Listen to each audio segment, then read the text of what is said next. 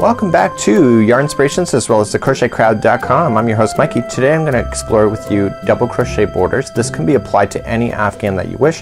There is no special stitch counts in order to get all the way around on an Afghan, so it could be rectangle and etc. You just cannot do circles with this kind of idea without doing any special stitches.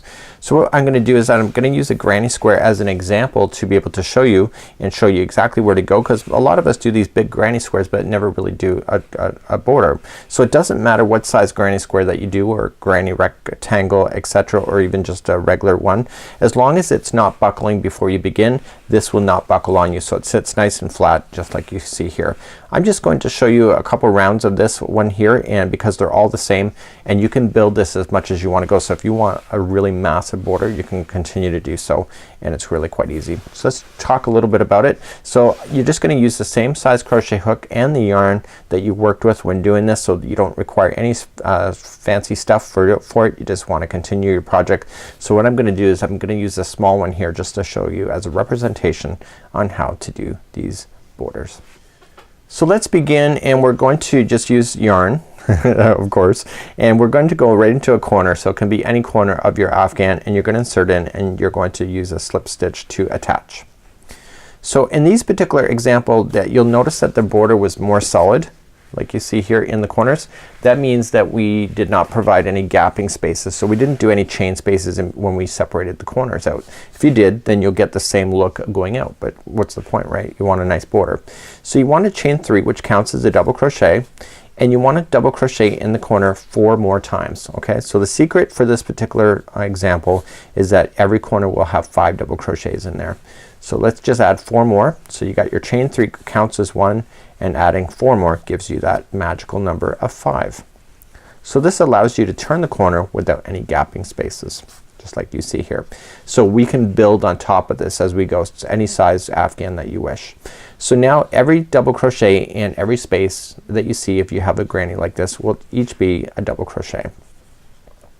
So just keeping that straggler down on top of the line and trapping it underneath the stitches, it'll save you some headache at the end for getting out that darning needle if you can trap it right underneath. And so you're just gonna go all the way across. So on the chain 1 spaces, I go right into a space. I'm kinda lazy that way, and I fill it right in. If you want to go into a chain, that's up to you, and then you just carry on. So as you hit every corner around this Afghan on every round for this particular design that I've done, is that there always will be 5 double crochets. So 1, 2, and this will allow you to turn the corner for 3, 4, and 5. Okay, and now you just work along the edge again. So just picking up that first one again and working across as a double crochets as goes around. So remember, every corner gets 5. You've already done the first one, so you're just gonna stop 1 early, and then you're going to begin again then as you move around on this particular idea. So I'll see you at the end of this round. So I'm continuing along, and what I want to do then is that I want to just finish off with the one right before the gap, right? So usually people like to change colors on borders, so you're just gonna fasten at the top of the first chain 3. So if you're not going to change color, what I'd recommend is that you slip stitch to the middle one. So just going into the next one, just slip and begin here. Okay, so you're now on the middle one of the 5.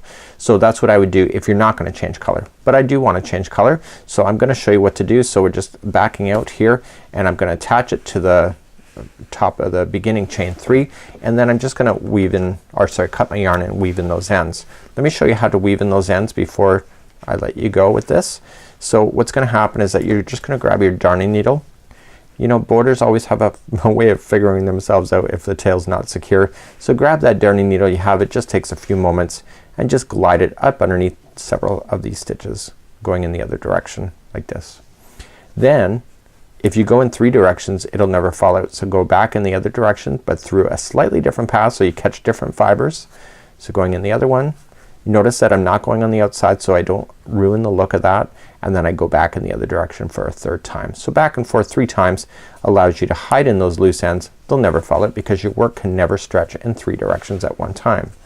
So then you just trim it right down to the project bada boom, bada bing, it's gone. So now what I want to do is that I want to apply another layer. So let me show you how to do that, and then any other layer you want to is exactly the same. So let's begin another layer. I'm gonna create a slip knot to begin, just extra security.